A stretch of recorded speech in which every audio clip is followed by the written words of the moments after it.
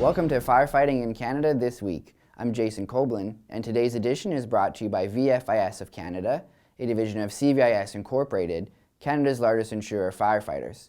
This week, there's a new app for smoke jumpers to track fire risks. Then, a former fire chief in Ontario pleads guilty to theft. And finally, check out Chris Harrow's latest Leadership Forum article. The Globe and Mail reported that smoke jumper Patrick Robinson wanted better mapping systems to give professionals like himself an edge in figuring out how to navigate challenging terrain, so he invented one. Robinson is a firefighter who parachutes into remote areas inaccessible by ground and also out of helicopter range. Finding accurate maps is a significant challenge. While mapping is available for big fires, it can be limited for smoke jumpers who go into zones where wildfires have just started. Robinson is a 27-year-old former University of Victoria geography student, and he worked on a solution to his problem during a co-op work term with GeoBC, which develops and manages mapping resources for the BC government. He adapted off-the-shelf technology for a system that refines the ability to bring mapping information on a mobile device into a fire zone and updates the map to account for on-the-scene circumstances. The new technology is a step up from previously used handheld GPS units with only basic maps.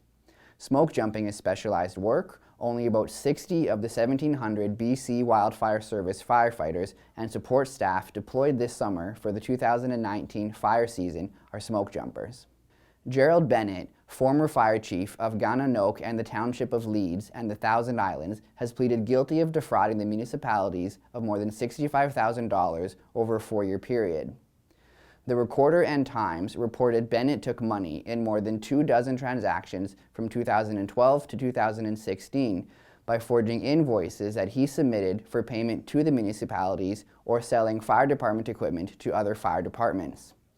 Bennett was guilty of 7 counts, including 4 of fraud, 1 count of breach of trust, 1 count of theft, and 1 of forgery, covering more than 24 transactions in all.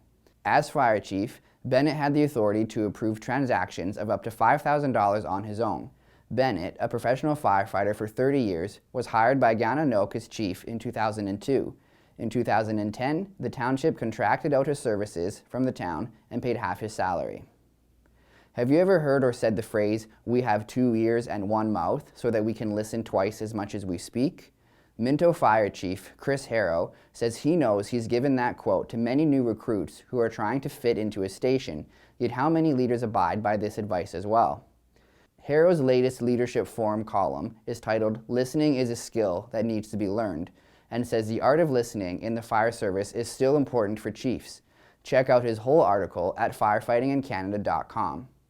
This is Annex Business Media's Niche TV.